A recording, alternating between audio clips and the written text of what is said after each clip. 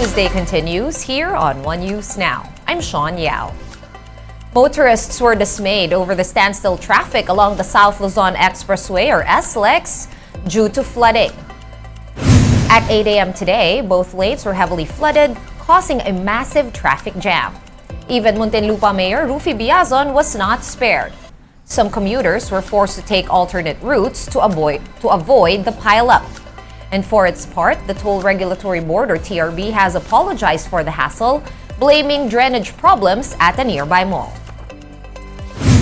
Kami po'y humihingi ng paumanhin dito sa mga pagbaha na nararanasan ng ating mga motoristang gumagamit ng ating SLX, particularly dito sa Skyway portion ng Bikutan sa baba. Ang naging dahilan po dyan kasi may drainage po kasing tinamaan, yung expansion ng isang mall dyan na nagdudulot ngayon ng pagbaha dyan sa area yan.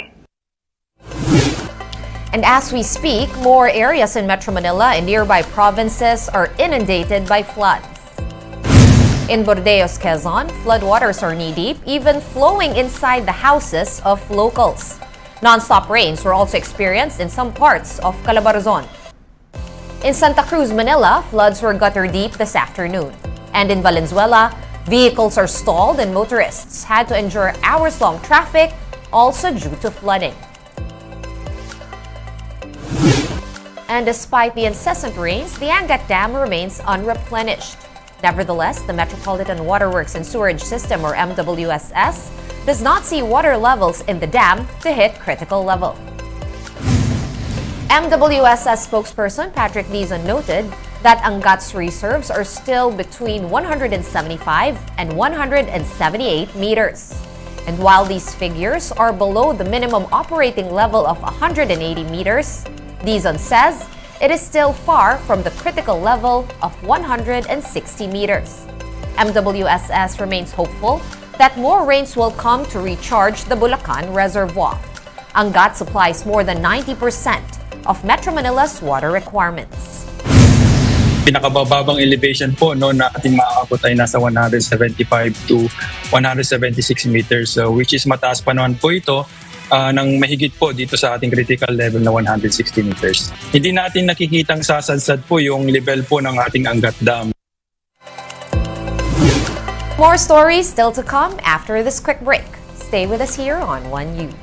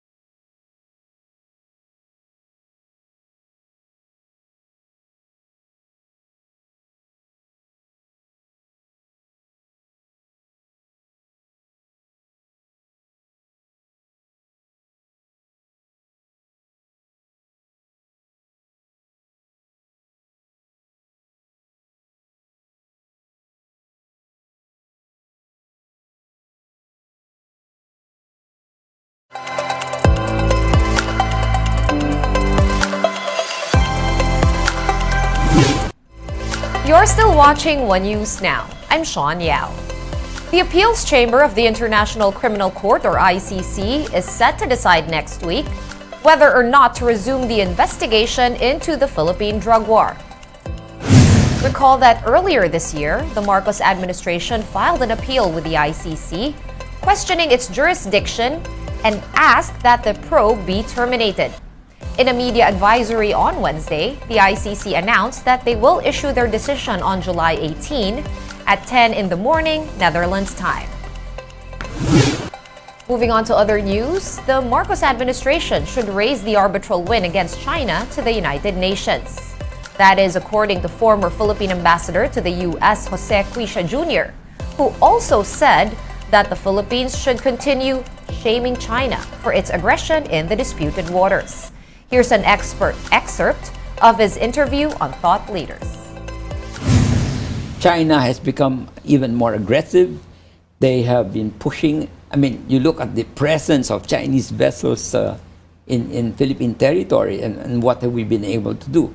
Not much, despite all the diplomatic protests that we have filed. Chinese just ignored all those diplomatic protests. But why do you think that is? The continued ignoring of the kind of ironclad reaffirmation that we're getting from Washington, and it's still happening. The ironclad commitment is if there is an attack on any Philippine vessel. But the fact that they cannot get the Chinese out of our territory unless precisely there is an attack on a Philippine vessel. Huh? So it's there. So it's up to us, and I think we really need to do more. In what way? Okay, one that late Secretary Albert was, of course, proposing, and I agreed with his proposal, is that to bring this matter up in all the UN meetings, all the opportunities they have in the United Nations, to bring out the fact that China has not been respecting the arbitral truth, the practice to shame China, to bring it out in the open. Will President Marcos take it up when he addresses the UN September? I don't know, but he should. And every opportunity that we have, we should. Just to bring out to the international community that China is a rogue nation. They're not respecting the rule of law. They're not respecting the international order. So I think we have to keep shaming them. More of that interview on Thought Leaders with Kathy Yang on July 18, 9:30 p.m., only here on One News. Let's now take a quick look at today's other top stories. The Senate will investigate the controversy surrounding the new logo of PAGCOR. Senator Risa Ontiveros said the agency should be focusing on other issues like rescuing victims of human trafficking. The new emblem features a stylized PNG and a flame-like design in red and blue. PAGCOR reportedly paid 3 million pesos for this logo. The Transportation Department denied the accusations of Transport Group Manibela that the agency failed to address the issues of the sector. The DOTr said concerned agencies have always been in contact with PUV drivers. Manibela will be leading a 3-day transport strike starting July 24, mainly to seek clarity on government's jeepney modernization plan. Some 29 Pinoys at the Port of Sudan are waiting for their trips back home as tensions there continue to mount. The Foreign Affairs Department is having difficulty finding flights to Jeddah in Saudi Arabia and Doha and in Qatar. More than 150 Filipinos are still in Sudan, as some of them still lack the necessary paperwork for repatriation. One News Now will be back at 6 p.m. with the day's latest stories. I'm Sean Yao. We are One News.